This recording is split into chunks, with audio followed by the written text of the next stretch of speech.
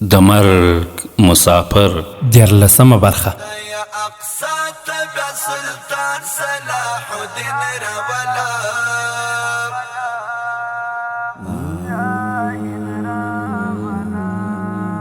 د اسلامي نړۍ غم خورت شاهین راولا شاهین راولا خدای اقصا تبع سلطان صلاح الدین راولا شاهین راولا خدای اقصا تبع سلطان صلاح الدین راولا. د مرګ مسافر د داستان ترونو او قدرمنو اوریدونکو په دې هیله چې روغ او جوړ به یاست، الله رب العزت مو خوشحال لره. زه محسن احسان مې یو ځل بیا د مرګ مسافر د داستان د خپرونې کوربتوب کوم په دې هیله چې دا خپرونه تر پایه راسره واورئ. درنو او قدرمنو اوریدونکو، په تېرو برخه کې مو اورېدل چې صلیبي د درېیم ځل لپاره د مسلمانانو په لور په لوړ غږ د مقابلې بلنه ورکړه. دا چې کوم مجاهد راوړاندې شو دا به په نن خپرونه کې واورو ان شاء الله تعالی. مخکې له دې چې کوم مسلمان مقابلې ته راشي، د مشرق لوري څخه 2 سپاره په ډېرې تیزۍ سره روان وو. دواړو لښکرو هغه لوري ته کتل. دواړو سپرو په مخونو باندې نقابونه اچولي وو. کله چې میدان ته رانږدې سول، یو نقابپوش همدلته ودرېد. یو یې په ډېرې تیزۍ سره د صلیبي په لور روان و. د میدان منځ ته راغی. کله چې صلیبي سره نږدې سو، د خپل آس واګې راکش کړې. آس مخکې پښې جګې کړې او ودرېد. نقابپوش خپله توره او ډال سنبال کړ. د آس خرقو شو او په ډېرې تیزۍ سره د صلیبي په لوري ورغی. صلیبي چې مخکې 2 مسلمانان په شهادت رسولي وو، په ډېر کبر سره د نقابپوش په لوري راغی. صلیبي سمدستي په نقابپوش باندې حمله وکړه، خو نقابپوش په ډېرې اسانۍ سره د هغه حمله په خپل ډال سره ایسار کړه. نقابپوش ځوابي حمله وکړه او په ډېر سرعت سره یې صلیبي شاتګ ته مجبور کړ. صلیبي شاته لاړ او دواړه په جنګېدو کې یو ځای کې ودرېدل. نقابپوش د تکبیر ناره اوچته کړه او بیا یې داسې حمله وکړه چې صلیبي یې ډېر وارخطا کړ. ناڅاپه نقابپوش په خپلې تورې د صلیبي توره ووهله چې توره یې ماته شوه او لاس یې د صلیبي په لاس کې پاتې شو. صلیبي د دې غیر متوقع حملې څخه نور هم وارخطا شو. په ډېرې تیزۍ سره شاته لاړ او د تورې لاس ته یې هم وغورځاوه او په دواړو لاسونو ډال د دفاع لپاره ونیولو. نقابپوش د لږ وخت لپاره په خپل ځای ولاړ و. خپله توره یې په پوش کې کښېښودله، ډال یې په ځمکه ګزار کړ او د صلیبي په لور روان شو. صلیبي خوشحاله سو، هغه هم خپل ډال ګزار کړ او مخکې راغی. دواړه چې کله یو بل ته نږدې سول، نقابپوش فوراً د صلیبي دواړه لاسونه راونیول. مخکې له دې چې صلیبي په ځان پوه شي، نقابپوش د هغه لاسونه شاته راتاو کړل او بل لاس باندې د ورمیر څخه ونیو. نقابپوش صلیبي ته ښه زور ورکړ. صلیبي داسې احساس کوه لکه چې چا چې په رسیو باندې ونې پورې تړلی وي. هغه خپل ټول طاقت د ځان خلاصولو لپاره په کار واچوه، خو ځان یې خلاص نه کړ. یو دم نقابپوش صلیبي په خپلو دواړو لاسونو هوا ته جګ کړ او په ځمکه یې راکوز کړ. صلیبي چې کله ځمکې ته راولوېد، نقابپوش بیا هوا ته جګ کړ او دا عمل یې 4 ځله تکرار کړ. اخري ځل چې کله صلیبي ځمکې ته راولوېد، نقابپوش خپله پښه د هغه پر میش کښېښود او وویل: زما رب تعالی که تا ته 1000 ځله زندګي درکړي، نو په خدای جل جلاله قسم چې زه به تا هر ځل همداسې په نوي او سخت مرګ وژنم. نقابپوش خپلې پښې ته نور هم زور ورکړ او صلیبي یې مړ کړ. نقابپوش د هغه د سر څخه خول لرې کړ او د هغه پښه خپل آس پرې وتړل او د مسلمانانو په لور روان شو. رکن الدین ببرس ته رانږدې سو، خپل آس یې ودراوه، د صلیبي مړی یې راجګ کړ او د رکن الدین ببرس مخ ته یې واچوه. رکن الدین ببرس لږ وخت لپاره مړي ته کتل او بیا په ډېر عقیدت سره وویل: امیره، زما ملګریه، زما وروره، د خپل مخ څخه نقاب لرې کړه. زما جنګیالي تا لیدل غواړي، نقاب لرې کړه. زما جنګیالي ستا لیدو ته ډېر بېتابه دي. زما وروره، ژر سه او مخ ښکاره کړه. عمیر بن خزام د خپل مخ څخه نقاب لرې کړ. رکن الدین ببرس ولیدل چې د عمیر سترګې له غوسې نه تکې سرې دي او په ندي خوله را روانه ده. د مسلمانانو د اول صف نه تر اخره صفه پورې د عمیر د راتګ خبر د اور په شان خپور شو. رکن الدین لرې ولاړ و. د نقابپوش په لور یې اشاره وکړه او وویل: عمیره، هغه ستا بل ملګری څوک دی؟ عمیر وویل: هغه هوازن دی. په نواز چېرته دی؟ هغه د لښکر سره د میدان په لور را روان دی. زه دلته ناوخته راورسېدم ځکه چې لویي 4 زره جنګیالي زموږ له ټوند پسې رالېږلي وو. په دښت کې ورسره مخ شوم. د هغوی په ختمولو کې ماته لږ وخت په کار و، نو ځکه ناوخته راغلم. د هغه صلیبي په لاس د ترکي او عرب ورور په شهادت ډېر خفه یم. رکن الدین د عمیر آس په شا وټه: به ستا کردار څنګه او کوم ځای څخه شروع کېږي؟ تاسو جنګ شروع کړئ، زه به د خپل لښکر سره هغه وخت حمله کوم کله چې جنګ ښه په زور کې وي. د دې دوې ګټې دي. یوه دا چې فرانسویان به دا فکر وکړي چې موږ د قاهرې څخه نوی کومک راغلی دی، ځکه چې زما لښکر به د قاهرې څخه په راتلونکي لار راځي. دویم دا چې هغه وخت به زما لښکر تازه دم وي او د فرانسویانو لښکر به درهم برهم کړم. رکن الدین په خندا سره وویل زه در سره موافق یم. عمیر مخه شي لپاره لاس را مخې کړ. ما ته اوس اجازه راکړه. رکن الدین په خپل آس باندې سپور شو او وویل زه در سره د لښکر تر اخري سره پورې ځم. دواړه په خپلو آسونو سپاره شول. جنګیالیو چې عمیر ولید د تکبیر نارې اوچتې کړې. عمر جنګیالیو ته په ځواب کې وویل د اسلام زړورو مجاهدینو، زما نوم عمیر بن خزام دی. زه د مرګ مسافرو سالار اعلی یم. د دښمن تعداد کثرت فکر مه کوئ. زموږ خوږ نبي صلی الله علیه وسلم هم په 214 صحابه کرامو باندې د دښمن د زرکسیزه لښکرو ته د بدر په میدان کې شرمناکه ماتې ورکړې وه. ما د فرانسویانو سمندري جهازونو ته اور اچولی دی. د هغوی څخه مې بیرته د میاد ښار نیولی دی. زه تاسو ته په یقین سره ویلی شم چې موږ به فرانسویانو ته یوه شرمناکې ماتې ورکړو. نن ستاسو د امتحان ورځ ده. له دې وروسته عمیر خاموشه شو. په اسلامي لښکر کې له یوه سر څخه تر بله سره پورې د تکبیر نارې اوچتې سوې. لښکر اخر ته چې کله عمیر راورسېد، رکن الدین سره یې مخه وکړه. د مخې په شان یې په خپل مخ نقاب واچوه. د حوازن خواته ورغی. دواړه خپل آسونه پونده کړل او په دښته کې غایب شول. دواړو لښکرو ډولونه په ډیر جوش او خروش سره غږول. د یو بل په لور رامخکې شول. لوی د فرانسې پادشاه په خپل قلب کې جنګېده. شي او چپ لوري ته یې ورونه جنګېدل. جنګ چې کله ښه په زور کې شو، دواړو لښکر د زرګونو په تعداد د الله اکبر نارې واورېدې. هغوی د مشرق په لوري وکتل. ګوري چې عمیر د خپل لښکر سره په ډېرې تیزۍ سره روان دی. د دې نارو په ځواب کې مسلمانانو جنګیالیو هم د تکبیر نارې اوچتې کړې. عمیر د راتلو سره سم د لوی د ورور کاونټ اف انجنو لښکر باندې حمله وکړه. عمیر دا حمله په دومره ګړندي او ناڅاپي توګه وکړه چې کاونټ اف انجولا لښکر د قلب څخه بیل شو. د مصري کلا دیوال پورې ورسېد. عمیر د کاونټ اف انجو لښکر په دوه برخو تقسیم کړ. یو برخې باندې ابو نواس حمله وکړه او بلې برخې باندې حوازن حمله وکړه. مصري جنګیالیو د شا له لوري څخه حمله وکړه. د کاونټ اف انجو د لښکر منځه وړلو څخه وروسته عمیر نیم لښکر د ابو نواس او حوازن په مشرۍ پرېښود. نیم لښکر یې د لوی بل ورور الافسانو په لښکر حمله وکړه. عمیر چې کله د الفسانو لښکر باندې حمله وکړه، نو په دې وخت رکن الدین ببرس هم یوه زوروره حمله وکړه چې له امله یې د فرانسوي جنګیالیو پښې وشوېدې. مسلمانانو د هغوی عاموجنه شروع کړه. په اخر کې څه پاتې شوي جنګیالیو خپلې وسلې وغورځوې او خپله ماته یې ومنله. د فرانسې پادشاه لویي د هغه دواړه ورونه هم ژوندي ونیول شول. اسلامي لښکر بندیان ځان سره د ښار په لور روان کړل. عمیر چې کله ښار ته داخل شو، یو سپین ږیری رامخکې شو. د عمیر د آس واګې یې ونیوې. هغه سره پلي روان شو. ویې ویل تا ته ښه راغلاست وایم. ته زموږ د قوم داسې یو ځوان یې چې موږ د هر رنګ دښمن سره د جنګېدو صلاحیت لري. په دې جنګ کې چې تاسو کوم کردار وښود، د هغې بیان او تعریف لپاره زموږ مصریانو مناسب الفاظ نشته. عمیر د رکن الدین ببرس په لور وکتل. په سور کې د هغه څخه ډېرې پوښتنې وکړې. رکن الدین ببرس وویل دا د مصر قاضي القضات تاج الدین دی، له قاهرې څخه له مرستې سره راغلی دی. عمیر چې کله د هغه احترام لپاره خپل آس څخه کوزېده، نو تاج الدین د هغه پښه ونیوله. قاضي تاج الدین په ډېر شفقت سره وویل زویې، ما د خپلې زندګۍ د ټولو نه غټ سعادت څخه مه بې برخې کوه. ما د هغه مجاهد د آس واګې نیولې دي چې زموږ دښمن رسوا او ذلیل کړ. عمیر په ډېرې عاجزۍ سره وویل دا چې ته ما سره پلې ځې، زما ضمیر ملامته کوې. تاج الدین په مسکا وویل دا چې ستا ضمیر تا ملامت کړي نیکي ده. زما امید دی چې ته به ما د دې نیکۍ څخه نه محروموې. عمیر خاموش شو او دواړه همداسې روان وو. د ښار منځ ته چې ور راورسېدل، چېرته چې عام خلک او په جنګ کې د حصه اخیستونکي جنګیالیو یو غټ هجوم و، نو خلکو د احترام په خاطر د عمیر آس ودراوه. رکن الدین رامخکې شو تر څو له خلکو څخه لاره صافه کړي. په دې وخت کې یو تنکی ځوان رامخکې شو. عمیر ته د انارو اوبه په دواړو لاسونو ونیوې. عمیر د هغه لاسونو ته وکتل. پر مخ یې نقاب اچولی و. همهغه ښایسته لاسونه، نرۍ اوږدې ګوتې چې په یورشلم کې د عمیر په پښه باندې پټۍ تړلې وه. عمیر چې کله د هغه څخه ګیلاس واخیست ونیوه. ځوان ترې لاس خوشي کړ، ګیلاس یې بیا ورکړ او په منډه د شا په لورې لاړ. عمیر د خپل آس څخه راکوز شو، د هغه پسې شو، خو هغه ترې خلکو کې ورک شو. عمیر د هغه د پیدا کولو ډېر کوښښونه وکړل، خو پیدا یې نه کړ. د هغه په ذهن کې مختلف سوالونه پیدا شول. دا څوک دی؟ په هر جنګ کې زما شاته ولې راځي؟ آیا د ده تعلق له مصر سره دی؟ خو د دې سوالونو ځواب د ده سره نه و. عمیر بیرته خپل آس خواته راغی. رکن الدین خلک شاته کړي وو. د عمیر شاته ابو نواس او حوازن ولاړ وو. ابو نواس په مسکا سره پوښتنه وکړه ته چېرته تللی وې؟ عمر د ځواب لپاره څه ویل چې د ابو نواس او حزن شاته هغه ځوان سترګې ولګېدې چې په مخ یې د اوږد سفر اثار لیدل کېدل. د عمر جنګیالو هغه په خپل منځ کې راګیر کړ، هغه څخه یې سوالونه شروع کړل، لیکن جنګیالو یو خوا او بلې خوا ته کړل. د عمر په لور راغی. ابو نواس او حزن هم په وارخطایي ډول د هغه په لوري وکتل. رکن الدین عمر ته آواز وکړ، عمر څه ګورې؟ عمر په لاره د هغه ځوان په لور اشاره وکړه. هغه ځوان زما سپاهی دی، زما په مسکن کې پرېښود و، هغه به ضرور زما لپاره کوم پیغام راوړي. ځوان عمر ته رانږدې سو او په یوه ساه یې وویل، زما امیره، د ګلیل او ناصر صلیبیانو زموږ په مسکن حمله کړې ده. زموږ جنګیالي د کلا دننه د هغوی د حملې مخه نیسي. د هغوی شمېر 15,000 دی. زه په ډېر مشکل رسیو په ذریعه د کلا په شا راکوز شوم.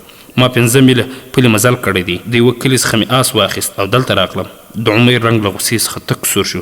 ابو نواس ته یې وویل، لښکر ته د کوچ حکم وکړه. ابو نواس توره جنډه هوا ته جګه کړه چې په جواب کې ځای په ځای تورې جنډې جګې شوې چې دا د لښکر د بیرته کوچ کولو په معنا وي. د عمر لښکر د ښار څخه بهر شو. رکن الدین وویل، ستا لښکر ستړی دی، تاسو لږ آرام وکړئ، زه به در سره خپل جنګیالي هم ولېږم. عمر خپل آس تاو کړ او وویل، دا د آرام وخت نه دی، زما جنګیالي زما انتظار کوي. زما جنګیالي په میاشت د آس په شا سفر کولی شي. په داسې وخت کې زموږ مسکن محاصره دی.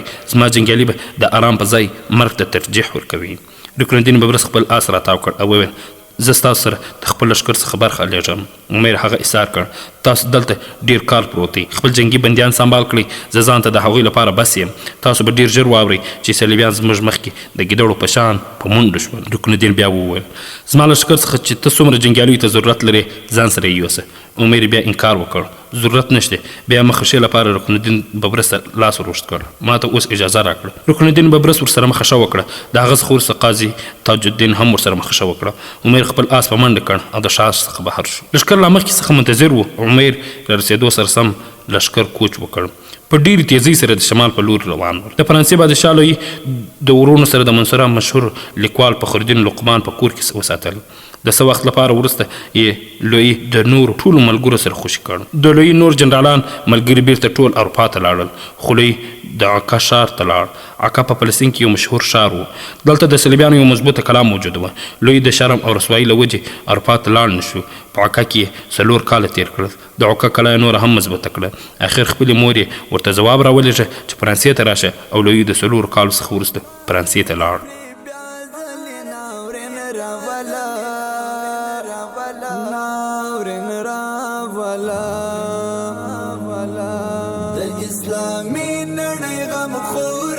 شاهین راولا، شاهین راولا، خدای اقصا تبع سلطان صلاح الدین راولا، شاهین راولا. پر دغه خاوره مو د برم او عزت ژغورونکي، پر دغه خاوره مو د برم او عزت ژغورونکي، یو بل اتل لکه یوسف بن تاشفین راولا، تاشفین راولا. د اسلامي نړۍ غمخوره تل شاهین راولا. د خپرونې درنو او قدرمن اورېدونکو، د مشرق څخه د لمر راختلو اثار راښکاره شوي. اربیته له کولان او هموار سره د کلا په مغربي برج کې ولاړ. د کلا شاوخوا د صلیبي جنګیالیو په لور وکتل. جنګ درېدلی و. شاید صلیبي جنګیالیو په خپلو ځایونو کې آرام کاوه. اربیتې بیا ځلې د جنوب په لوري کتل. هغې د عمر د راتلو انتظار کوه، خو د مصر څخه راتلونکي لارې باندې خاموشي وه. لمر چې کله ښه ګرم شو، په کلا کې شور جوړ شو. صلیبیانو په کلا باندې حمله کوله. اربیته، هموار او کولان هم د برج څخه لاندې راکوزې شوې. په منډه د کلا مرکزي دروازې خواته راغی. د کلا دروازه په یوه تنګه لاره کې جوړه شوې وه چې دواړو خواوو ته یې جګې جګې غونډۍ وې. داسې معلومېده چې د غونډۍ ترمنځ جوړې شوې لارې طبیعي نه بلکې انسانانو جوړ کړې ده.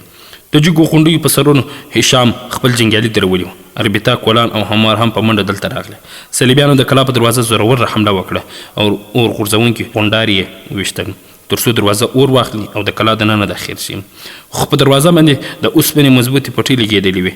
د پټۍ له وجې پاتې شو. کله چې صلیبیان دروازې ته نږدې راغلل، په غونډیو کې پټو جنګیالیو په هغوی باندې د غوښو ډبرو او جوش شوو اوبو په وسیله حمله وکړه چې له امله یې ډېر صلیبیان جنګیالي له منځه لاړل.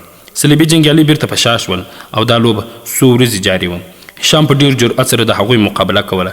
د مسکن ښځو په ډېره مېړانه جنګیالیو ته اوبه، تیږې او نور ضروري شیان راوړل. ناڅاپه په کلا کې د ډولونو غږېدل شروع شول. شام، اربیتا، کولان او همار په هغه لوري وکتل چې په همدې وخت کې د کلا د جنوبي حصې یو بربري جنرال په لوړ غږ وویل: زموږ پوځ راغی، زموږ لښکر راغی، زموږ امیر زموږ مرستې راغی. هشام، اربیتا، کولان او همار راکوز شول. د کلا جنوبي حصې په لوري یې منډه کړه. د کلا د دروازې ساتونکي اوس د مخکې څخه په ډیر جوش او جذبې سره د کلا حفاظت شروع کړ. کله چې هغوی ټول د کلا جنوبي حصې ته راغلل، ګوري چې د هغوی لښکر د قاهرې څخه په راتلونکي لارې په ډېرې تیزۍ سره را روان دی. د لښکر مخې ته عمر د لمر په څېر ځلېده او را روان و. لښکر د زیتون ونو سره ودرېد. بیا لښکر د یوې جاسوسي کوترې په ذریعه کلا ته پیغام ولېږه. کوتره په برج باندې کښېناسته. د برج ساتونکي سرباز پیغام هشام ته راوړ. په پیغام کې عمر هشام ته لیکلي وه چې کله ابونواس د سرو جنډیو اشاره وکړه، نو ته د زرو جنګیالیو سره کلا څخه د باندې راشه. باقي جنګیالي د کلا حفاظت لپاره پرېږده. هشام توره جنډۍ وخوځوله چې د پیغام رسېدو په معنا و. عمر خپلو جنګیالیو سره د غرونو دننه پټ شو. باقي لښکر د ابونواس او حوزن سره د زیتون ونو کې پټ. عمر د خپل لښکر سره د کلیل او ناصره کلاګانو په لوري روان و چې تر اوسه د صلیبیانو په لاس کې وي. صلیبیانو له همدې ځای څخه د عمر په مسکن حمله کړې وه. عمر چې کله هغې کلیسا سره خوا کې تېرېده، چېرته چې مریانه د خپل پلار سره اوسېدله، نو هغه خپل لښکر ودراوه. کلیسا ته نږدې راغی، د خپل آس څخه کوز شو، د خپلې تورې لاس یې په لاس کې ونیوه. کلیسا ته داخل شو. دننه یې سپین ږیری په کټ کې پروت و. مریانه ورسره خوا کې ناسته وه. عمر چې یې ولیده، مریانه راجګه شوه او د عمر څخه یې په حیرانتیا پوښتنه وکړه: ته؟ عمر مخکې راغی. په همدردۍ سره یې ترې پوښتنه وکړه: په پلار دې څه شوي دي؟ مریانه په ژړغوني اواز وویل: د څو ورځو څخه مریض دی. عمر څه ویل غوښتل چې سپین ږیري ترې پوښتنه وکړه: مریانه دا څوک دی؟ مریانه خپل سپین ږیري پلار ته نږدې شو او وویل: دا د مرګ مسافرو سالار اعلی عمر بن خزام دی. سپین ږیري خپل سر په ورو ورو راجګ کړ او وویل: ته دلته؟ عمر رامخکې شو. د مریانه پلار یې له مټ څخه ونیوه، راجګ یې کړ او وویل: ستا تبه خو ډېره تیزه ده، زه ډاکټر راغواړم. په منډه د باندې لاړ. په لوړ غږ یې شیبان ته آواز وکړ. شیبان لږ وخت وروسته راغی. د عمر څخه یې پوښتنه وکړه: زه تا رابللی یم؟ هو، ما سره راځه. د کلیسا دننه د مریانه پلار سخته تبه لري، هغه لږ وګوره. شیبان د خپل آس زین څخه کڅوړه راخلاصه کړه. عمر سره کلیسا ته داخل شو. مریانه شیبان ولیده، جګه شوه او یوې خوا ته ودرېده. شیبان د مریانه د پلار په تندي لاس کېښود. بیا یې د عمر په لوري وکتل. وویل: څه د فکر خبره نشته، موسمي تبه ده، زه دوا ورکوم، انشاءالله په څو ورځو کې به ښه شي. شیبان دوا راواخیستل او د مریانه څخه اوبه وغوښتې او بیا یې دوا د مریانه پلار ته ورکړه. عمر شیبان ته وویل: شیبانه، ته واپس لښکر ته ورشه، کوم ښه طبیب راولېږه چې دلته د دې د پلار علاج وکړي. زه مریانه ته یو پیغام ورکوم. دې سره شیبان د باندې لاړ. عمر مریانه ته وویل: ته پوهېږې چې د کلیل او ناصره صلیبیان زموږ مسکن محاصره کړی دی. زما د مسکن ټولو خلکو د کلا دننه پناه اخیستې ده او صلیبیانو د کلا څخه د باندې زما د خلکو څو کلي هم سوځولي دي. مریانه په خفګان سره وویل: زه افسوس کوم چې ما دا خبر تاسو ته په وخت در نه کړی شو. که زما پلار مریض نه وای، نو ما به دا خبره تاسو د منصرت هم در وړې وای. عمر رامخکې شو او مریانه ته وویل: ته اوس هم زما لپاره ډېر څه کولی شي. ته حکم وکړه، زه به یې ضرور کوم. اوس د صلیبیانو لور ته روانه شه چې زما د مسکن محاصره یې کړې ده، او د هغوی سپه سالار ته ووایه چې د کلیې په میدانونو کې د مرګ مسافرو تباهي جوړه کړې ده. هغوی کلیو ته اور اچولی دي. زه اوس د خپل لښکر سره کوچ کوم او د کلیې کلي اور اچوم، ځکه چې هغوی زموږ کلي سوځلي دي. د دې خبرې اورېدو سره به صلیبیان محاصره ختمه کړي او کلي په لوري به را روان شي. بیا به هغوی په خلاص میدان د ګازور او مري په شان له منځه یوسم. د خپل پلار د مریضتیا باره کې بې فکر اوسه. زه به دلته یو طبیب پرېږدم چې ستا د پلار علاج وکړي. شیبان د یو طبیب سره راغی. د مریانه پلار سره خوا کې کېناست او مریانه د یوې سپرې لاندې خپل آس را خلاص کړ چې زین د مخکې څخه په آس باندې پروت و. مریانه په خپل آس سپره شوه او د عمر د مسکن په لور روانه شوه. عمر د خپل لښکر سره کوچ وکړ، سیده د ګلیلي میدان ته راغی چېرته چې د صلیبیانو بې شماره کلي وو. عمر یو سر نه شروع شو. خلک یې د کلي څخه راویستل او کلي ته یې اور واچوه. د کلیو دننه د اور لمبې او لږې اسمان پر سر اخیست و. د سړیو او ښځو چغو ماحول نور هم عبرتناکه جوړ کړی و. مریانه د عمر مسکر ته داخله شوه. صلیبي لباس یې اچولی و، په غاړه کې یې ښایسته صلیب ځوړند و. صلیبي جنګیالیو په ډېر احترام سره هغه د سپه سالار خیمې ته راوړه. خیمه ډېره ښایسته جوړه شوې وه. دننه په خیمې کې صلیبي سپه سالار د خپلو نورو جنرالانو سره ناست و. د جنګ باره کې یې خبرې کولې. مریانه په لیدو سره راجګ شو. په ډېر ادب سره یې وویل: زه محترمې راهبې ته ښه راغلاست وایم. آیا ته زموږ لپاره کوم ښه خبر راوړی دی؟ د لاس په اشارې یې مریانه ته د ناستې وویل. مریانې په خپل اواز کې همدردي او غم پیدا کړ او وویل: زما سره د کېناستو وخت نشته. ما ستاسو لپاره یو بد خبر راوړی دی، داسې خبر چې په اورېدو سره ستاسو دا مقدس کار نشي پوره کېدلی کوم چې تاسو شروع کړی دی. سالار په حیرانتیا سره پوښتنه وکړه: هغه کوم داسې خبر دی چې موږ د مقدس جنګ ته نه پرېږدي؟ آیا د کلا مسلمانانو ته کومه مرسته راغلې ده؟ نه بیا د مقدس راهب اشاره کوم طرف ته ده؟ میرانیا په اواز کې غم پیدا کړ او وویل د ګیلې میدان کې زموږ کوم کلی دی په هغه کې د مرګ مسافرو سپه سالار تباهي جوړه کړې ده. هغو ټولو کلیو ته اور اچولی دی. که ته چېرته په وخت ورنشې نو د دې اندېښنه هم شته چې هغوی د ګیلې او ناصره کلاګانو محاصره وکړي. هغوی به زموږ د مرستې او کومک لاین غوڅ کړي. په دې صورت کې به هغوی موږ ته داسې نقصان ورسوي اختلافي ناممکنه نه وي، نو مشکل به ضرور وي. سالار په لړزېدونکي اواز وویل هغه خو فرانسوي پوځیانو سره د جنګ لپاره منصورات ته تللی دی. هغه بیرته راغلی او د ګیلې میدان ته یې خپل هدف ګرځولی دی. سالار بېتابۍ سره وویل د لوی په لښکر څه وشول؟ د منصره په میدان کې موږ ماتې وخوړه. لوی د خپل دواړو ورونو سره بندي شوی دی. شاید یو څو مسیز موږ څخه خفه دی ځکه چې صلیبي جنګیالیو ډېره بده ماتې وخوړه. صلیبي سالار د خپل یو جنرال په لوري وکتل، په غوسې سره وویل محاصره ختمه کړئ، لښکر ته د کوچ حکم وکړئ او د ګیلې په میدان کې په موږ د شپې په تیاره کې د مرګ مسافرو باندې شبغون حمله وکړو. مریانه د باندې راغله او د خپلې کلیسا په لور روانه شوه. صلیبي لښکر لږ وروسته د ګیلې میدان په لوري کوچ وکړ. صلیبي لښکر چې کله محاصره ختمه کړه جنوب مغرب په لور یې کوچ وکړ. ابو نواس هوا ته سره جنډه جګه کړه. هشام په منډه لاندې راکوز شو. د کلا مشري یو بربري جنرال ته وسپارله. خپله د زورو جنګیالیو سره د کلا څخه بهر راغی. بل لوري ته ابو نواس اوازن هم د صلیبي لښکر تعقیب شروع کړ. هشام د هغوی سره یو ځای شو. د مرګ مسافر د داستان درنو قدرمن اوریدونکو، دا چې نور څه وسول دا به په راتلونکي خپرونه کې واورو ان شاء الله تعالی. دا خپرونه ما محسن احسان چمتو او تاسو ته وړاندې کړه. در بیا چې تاسو په درانه حضور کې را حاضرېږو تاسو ټول په الله جل جلاله وسپارو. السلام علیکم ورحمة الله وبرکاته. خدای اقصا تبع سلطان صلاح الدین راولا، شاهین راولا، محسن احسان سترګي پلارا لمدو ولاړم، محسن احسان سترګي پلارا لمدو ولاړم، د پاکونکي عمر انت د خپل